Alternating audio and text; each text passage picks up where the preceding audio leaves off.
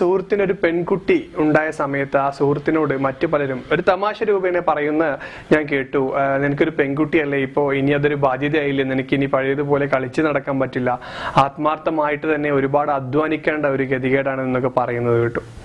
അപ്പൊ ഞാൻ ആലോചിച്ചു, എന്തുകൊണ്ടാണ് ഈ പെൺകുട്ടികൾ മാത്രം ഇങ്ങനെ ഒരു ബാധ്യത എന്ന് പറയപ്പെടുന്നത്? ചിലപ്പോൾ ആ ഒരു സുഹൃത്തിന്റെ മാത്രം തെറ്റിദ്ധാരണ, ഈ ചോദിച്ച സുഹൃത്തിന്റെ മാത്രം തെറ്റിദ്ധാരണയാണോ എന്നറിയാൻ വേണ്ടിയിട്ട് ഞാൻ ചെറിയ രീതിയിൽ റിസർച്ച് നടത്തിയപ്പോൾ നമ്മുടെ നാട്ടിൽ വളരെ കോമൺ ആയിട്ട് പറയപ്പെടുന്ന ഒരു വാക്കാണ് പെൺകുട്ടികൾ ജനിച്ചു കഴിഞ്ഞാൽ കുറച്ച് ബാധ്യതയാണ് എന്നുള്ളതൊക്കെ.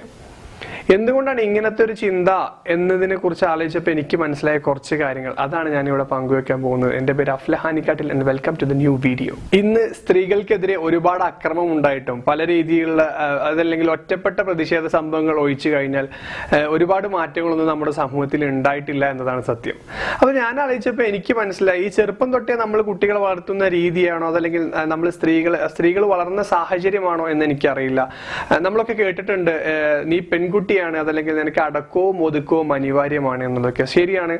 സ്ത്രീയുടെ സൗന്ദര്യം എന്ന് പറയുന്നത് ക്ഷമയിലും അടക്കത്തിലും ഒടുക്കത്തിലും ഒക്കെ ശരിയാണ്, അതിലൊന്നും യാതൊരു സംശയമില്ല. അടക്കവും ഒടുക്കവും ഒരു പെണ്ണിനെ സംബന്ധിച്ച് നല്ലൊരു ക്യാരക്ടറിസ്റ്റിക്സ് തന്നെയാണ്. പക്ഷേ ഈ അടക്കവും ഒതുക്കവും എന്ന് പറയുന്നത് നമുക്ക് പ്രതികരിക്കാതിരിക്കാനുള്ള ഒരു ഉപാധിയായിട്ട് മാറിയിട്ടുണ്ടോ എന്നൊരു സംശയമുണ്ട്. കാരണം പല സന്ദർഭങ്ങളിലും ഇപ്പൊ നമ്മളൊരു കുട്ടി ജനിച്ചു വളർന്ന സന്ദർഭത്തിൽ നമ്മൾ പറയുന്നുണ്ട്, നീ പെണ്ണാണ് എന്ന് പറഞ്ഞ് ആ കുട്ടിയെ അടിച്ചേൽപ്പിക്കുമ്പോൾ ആ കുട്ടിക്ക് തന്നെ ചിലപ്പോൾ തോന്നിയിട്ടുണ്ടാവും, നമ്മുടെയൊക്കെ ചെറുപ്പത്തിൽ നമുക്ക് സ്ത്രീകൾക്ക് തോന്നിയിട്ടുണ്ടാവും, ഞാനൊരു പെണ്ണാണ്, എനിക്ക് എന്റേതായ പരിമിതികളുണ്ട് എന്നുള്ളത്. ശരിയാണ്, പെണ്ണിൻ്റെതായ പരിമിതിയുണ്ട്, ഓഫ് കോഴ്സ് ആണിനും ഉണ്ട്. ഫോർ എക്സാമ്പിൾ പറയുകയാണെങ്കിൽ സഹനശക്തി എന്നുള്ളത് ആണിനെ സംബന്ധിച്ച് പെണ്ണിനേക്കാൾ വളരെ കുറവാണ്. ഒരു പെൺകുട്ടി പ്രസവിക്കുമ്പോൾ എടുക്കുന്ന ഒരു പെയിൻ എത്രയാണ്, അല്ലെങ്കിൽ ഒരു സ്ത്രീ പ്രസവിക്കുമ്പോൾ എടുക്കുമ്പോൾ ഒരു പെയിൻ എത്രയാണെന്നുള്ളത് ഒരാണിനെ സംബന്ധിച്ച് ചിന്തിക്കാൻ പോലും ആവില്ല എന്നാണ് ശാസ്ത്രം പറയുന്നത്.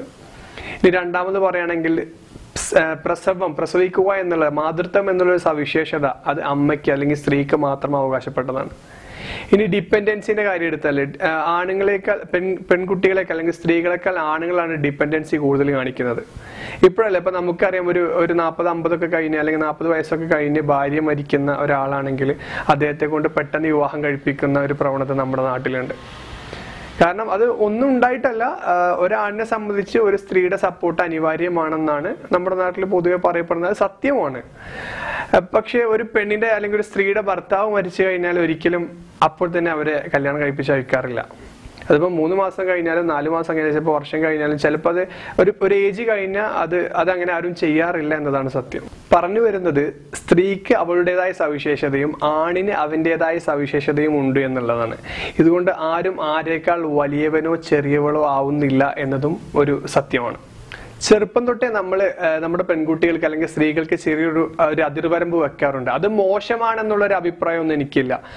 പക്ഷെ സംഭവിക്കുന്നത് എന്താണെന്ന് വെച്ചാൽ, ഈ ഒരു അതിർവരമ്പ് കൊണ്ട് അല്ലെങ്കിൽ നമുക്ക് ഇതിനെ ലിമിറ്റ് എന്ന് വിളിക്കാം. ഈ ലിമിറ്റ് എന്ന് പറയുമ്പോൾ ഏതൊക്കെ കാര്യങ്ങളിലാണ് ചില സ്ത്രീകൾക്ക് ലിമിറ്റ് വെച്ചിട്ടുള്ളത്? ഇന്നും പല സ്ത്രീകൾക്കും ലിമിറ്റ് കിട്ടിയിട്ടുള്ള അല്ലെങ്കിൽ പരിധി വെച്ചിട്ടുള്ള അവരുടെ സ്വപ്നങ്ങൾക്കാണ്. നമ്മൾ എപ്പോഴെങ്കിലും ചിന്തിച്ചിട്ടുണ്ടോ, ഈ സ്ത്രീകൾക്കെതിരെ അതിക്രമം വളരെ കൂടുതലാണ്, പക്ഷെ പ്രതികരണം വളരെ കുറവാണ്. ഇപ്പൊ മീറ്റു എന്നൊക്കെ പറഞ്ഞ് പല ക്യാമ്പയിൻ വരുന്നുണ്ട്, ഇനിയും പറയാത്ത എത്രയോ കേസുകൾ ഉണ്ടെന്ന് എല്ലാവർക്കും അറിയാം. എന്തുകൊണ്ടാണ് നമുക്ക് പ്രതികരിക്കാൻ മടിയെന്ന് എപ്പോഴും ചിന്തിച്ചിട്ടുണ്ടോ? നമ്മൾ ചെറുപ്പം തൊട്ടേ നമ്മൾ കണ്ടീഷൻ ആയതുകൊണ്ടാണ്. എങ്ങനെ, നീ അടക്കവും ഒതുക്കവും വേണ്ടവളാണ്, നീ അങ്ങനെ പൊട്ടിത്തെറിക്കാനൊന്നും പാടില്ല, അതല്ലെങ്കിൽ ഒരുപാട് ഇഞ്ചക്ഷൻസ് നമുക്ക് തന്നിട്ടുണ്ട് ചെറുപ്പം തൊട്ടേ, നീ പെണ്ണാണ് എന്നുള്ള രീതിയിൽ. നമുക്ക് ആനയുടെ കഥ അറിയില്ലേ? ഇപ്പൊ ഒരു ആന ചെറിയ കുട്ടിയാവുമ്പോഴും അതിനെ കെട്ടിയിടുന്നത് ചെറിയൊരു കുറ്റിയിലാണ്, അത് വലുതായാലും അതേ കുറ്റിയിലാണ് അതിനെ കെട്ടിയിടുന്നത്. പക്ഷെ ഈ ആന വലുതായ അറിയില്ല അത് വലിച്ചെറിയാൻ അല്ലെങ്കിൽ പിഴുതെറിയാനുള്ള ഒരു ശക്തി അതിനുണ്ടെന്ന് ആനയ്ക്ക് അറിയില്ല. കാരണം ചെറുപ്പം തൊട്ടേ അതിന്റെ ബ്രെയിൻ കണ്ടീഷൻഡ് ആയി എനിക്ക് അതിന് കഴിയില്ല എന്നുള്ളത്. ഇതുപോലെയാണ് നമ്മുടെ പല ആളുകളുടെയും കാര്യം. അതുകൊണ്ടാണ് പലതും കേൾക്കുമ്പോഴും കാണുമ്പോൾ ഇപ്പൊ നമുക്ക് ഒറ്റപ്പെട്ട സംഭവത്തിൽ സ്ത്രീകളൊക്കെ പ്രതികരിക്കുന്നതായിട്ട് നമുക്ക് കാണാൻ പറ്റുന്നുണ്ട്. പക്ഷെ നമ്മളത് ചെയ്യുന്നില്ല, പലരും ചെയ്യുന്നില്ല, എല്ലാവരും ചെയ്യുന്നില്ല, പലരും ചെയ്യുന്നില്ല. അതിന്റെ കാരണം എന്താ വെച്ചാൽ നമ്മുടെ മൈൻഡ് കണ്ടീഷൻഡ് ആയി, അതായത് എനിക്കതിന് കഴിയില്ല. ഇപ്പൊ നമ്മളെ അടുത്തൊക്കെ ഒരുപാട് ആളുകൾ വന്ന് പറയാറുണ്ട്, ഇങ്ങനെയൊക്കെയുള്ള ഇഷ്യൂ ഉണ്ട്. അപ്പൊ നമ്മൾ സൊല്യൂഷൻ പറഞ്ഞു കൊടുക്കുമ്പോഴും ഇവര് പറയാറുള്ള കാര്യമാണ്, ഇല്ല എനിക്ക് അതിന് കഴിയില്ല എന്നുള്ളത്. ഒരു സ്ത്രീയെ സംബന്ധിച്ചിടത്തോളം ക്ഷമ എന്നത് വേണ്ട ഒരു കാര്യമാണ്, അത് അവൾക്കൊരു അലങ്കാരമാണ് എന്ന് കരുതി നമ്മൾ പ്രതികരിക്കേണ്ട സമയത്ത് പ്രതികരിക്കേണ്ട രീതിയിൽ പ്രതികരിച്ചിട്ടില്ലെങ്കിൽ അത് നമ്മുടെ മേലിൽ കുതിര കയറുന്നവർക്ക് ഒരു തണലായിരിക്കും.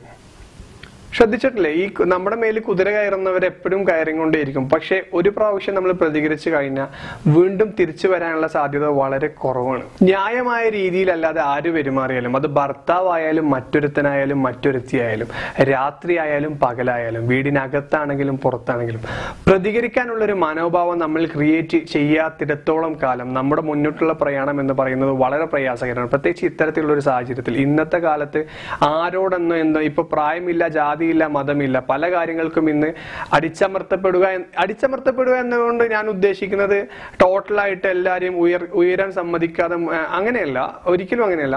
ഞാൻ പറയുന്നത് മുന്നോട്ട് പോവാൻ കഴിയാത്ത വിധം നമ്മളെ തളച്ചിടുന്ന എന്തെങ്കിലും കാര്യമുണ്ടെങ്കിൽ, പ്രത്യേകിച്ച് സ്ത്രീകളെ തളച്ചിടുന്ന എന്തെങ്കിലും കാര്യമുണ്ടെങ്കിൽ അതിനെ ഓവർകം ചെയ്യാനുള്ള ഒരു ധൈര്യം നമ്മൾ സംഭരിച്ചേ മതിയാവൂ എന്നുള്ളതാണ്. കാരണം നമ്മുടെ സ്വപ്നം നമ്മളുടേത് മാത്രമാണ്. അത് സ്വപ്നം കണ്ടതും നമ്മളെ കാണാൻ പഠിപ്പിച്ചതും നമ്മൾ മാത്രമാണ്. സോ അത് പ്രാവർത്തികമാക്കേണ്ടത് നമ്മുടെ മാത്രം ഉത്തരവാദിത്തമാണ്. ഇങ്ങനെയൊക്കെ പറയുമ്പോൾ ചില ആളുകൾ പറയാറുണ്ട്, ചില സ്ത്രീകൾ പറയാറുണ്ട്, കല്യാണമൊക്കെ കഴിഞ്ഞില്ല, ഇനി എങ്ങനെയാണ് മുന്നോട്ട് പോവുക, ഇനി സ്വപ്നങ്ങൾക്കെല്ലാം പരിധി വെക്കാതെ നിവൃത്തിയില്ല എന്നുള്ളതാണ്.